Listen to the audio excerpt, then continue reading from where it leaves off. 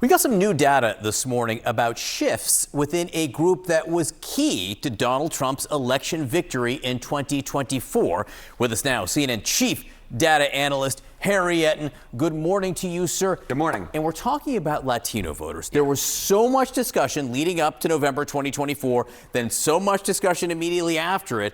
Where are we now? Yeah, where are we now? What a different world. Oy vey if I'm the president of the United States, because just take a look here. Okay, Latino voters on Trump. He won a record share for a Republican presidential nominee, 46% of that vote, going all the way back since we had the advent of exit polls back in 1972. And look at where he is today. His job approval rating in an average of CNN polls this year, 28%. That is an 18-point drop. The bottom has completely fallen out when it comes to Donald Trump and Latino voters. He won record numbers of them back in 2024, and they have abandoned him with the utmost just dislike of what he is doing so far. Just 28%, a drop of 18 points. Now, among Latinos, it was Latino men who were driving this movement toward him in 2024. Where are they now? Yeah, you think that this movement is a lot? What about Latino men? Oh, my goodness gracious. Okay, Latino male voters. In the 2024 election versus Kamala Harris, look at this.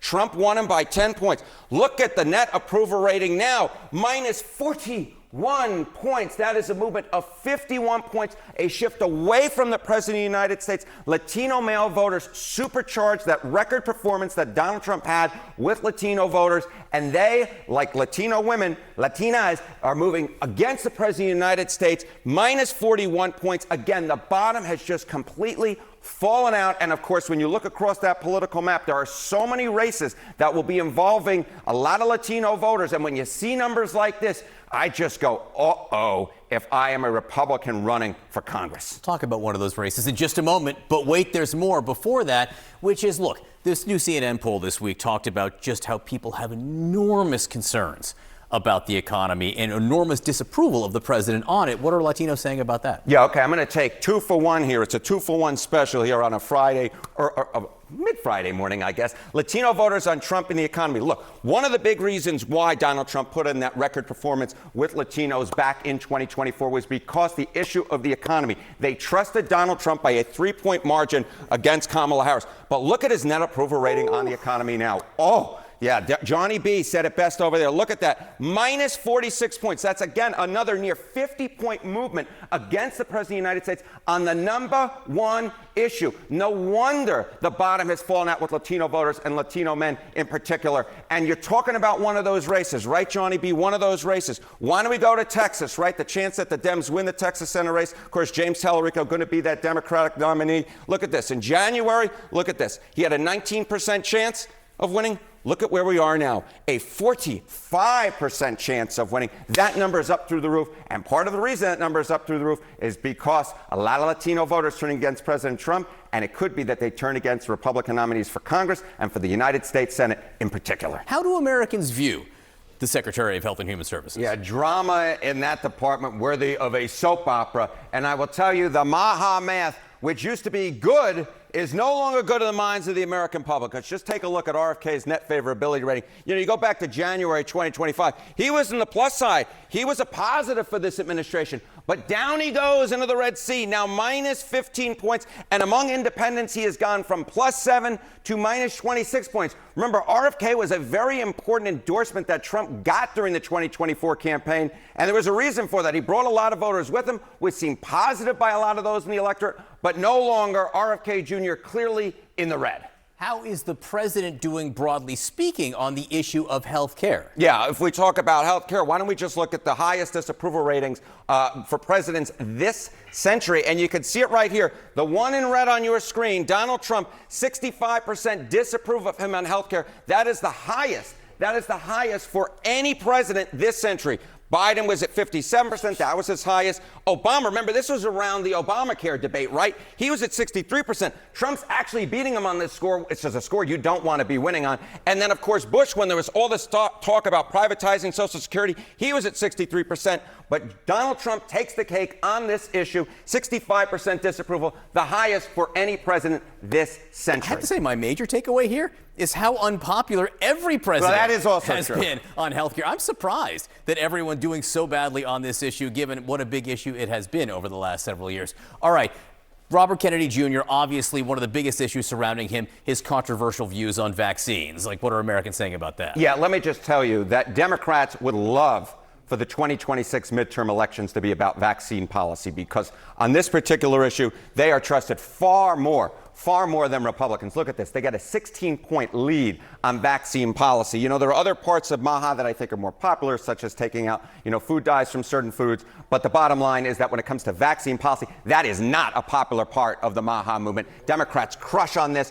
Any talk about vaccine policy in this country, especially changing it, Democrats win politically speaking, no doubt about it. The numbers clear as day. It'll be very interesting to hear what is actually said out loud from the administration, not just HHS, about vaccines between now and November. Yeah, I think they're going to really have to tiptoe around it unless they want to take the wrath of the American public. Gas prices up cents to an average of $4.53 per gallon. You can see how much they are from before the war. And the rising gas prices are fueling its huge jump in what businesses had to shell out last month, the Producer Price Index. With us now, CNN chief data analyst Harry Enten. So gas prices above $4.50 a gallon. You hear people talking about it. I had a Republican congressman tell me he paid $100 to fill up his tank. Right? That's a lot of money.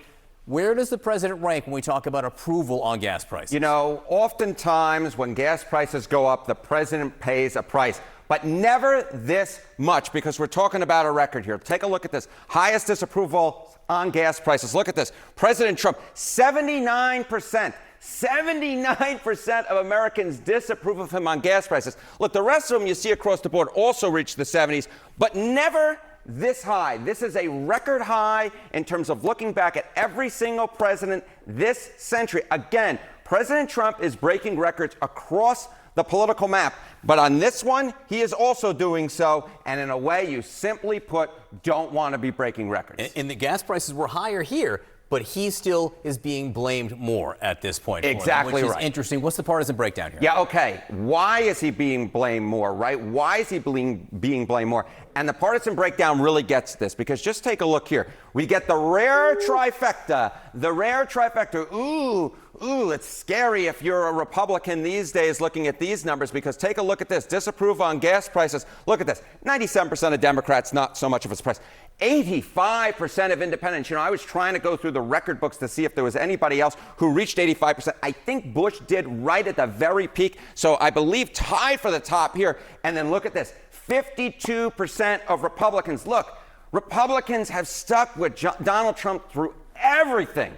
But even on gas prices, even they are breaking. You get a majority of Republicans, 52%, who disapprove of the president on gas prices. And that is why he, of course, has the highest disapproval rating of all time, at least that I could find for any president on gas prices. All right, so how much are gas prices weighing on people when it comes to their economic condition? Yeah, you know, you see these numbers, right? You see, of course, the highest disapproval rating, 79%. But that only tells part of the story, because it wouldn't matter so much if people didn't care, but they care a whole heck of a lot. Take a look here. Okay, top economic problem facing your family, gas travel costs. You know, you go back a year ago, it was just 5%. Look at where we are today. 23% say that, in fact, it is their top economic problem facing their family. So all of a sudden, you got 79% of the public disapproving of you, and now 23% of them way up in terms of the percentage who say that it's their top economic problem. This is a political nightmare, and President Trump better hope that those gas prices fall, Republicans especially, because otherwise this holds up going into the midterm elections. That is no bueno. Yeah, 23%. Let's see how they feel when they hit the road for holiday weekend, for the Memorial Day travel weekend. All right, what are the predictions market saying about where they see gas prices going? Yeah, okay, so you see this 5 to 23%. And, you know, I mentioned, hey, will gas prices fall? Well, you look at the Kalshi prediction market, chance that gas prices this year rise above $5 a gallon. You know, you go back to the beginning of this month, it was 74% in terms of the chance it would rise above $5 a gallon.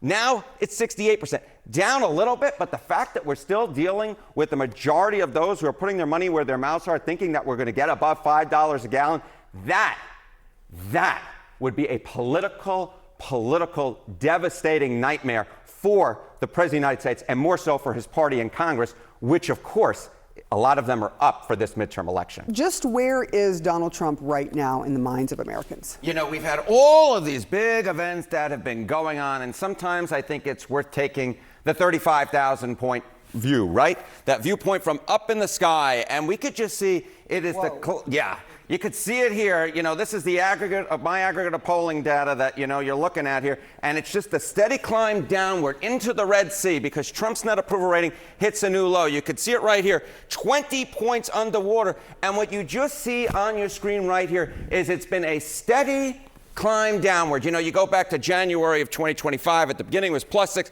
then -6 by May 2025, -9, -14, -15. But over the last few months, as the Iran war has taken shape, as those gas prices have jumped through the roof, Trump has hit a new low. He's at -20 points, which is the lowest point of his second term. So you talk about this being an aggregate, so the average of what's happening. What about individual polling? What did you see? Yeah, okay, so this is the average of polling. But I was just thinking, hey, have there been any polls recently in which Trump has not had a negative net approval rating like he does in the aggregate of polling? And you go back in time, because this really just sort of takes the cakes. Trump's negative net approval rating, every poll since March 29, 2025, that is over a year ago, you can't find a single poll in which he has anything but a net negative approval rating. That is 413 days in a row. That is more than 365. It is more than a year. Trump has been underwater, not just in the aggregate,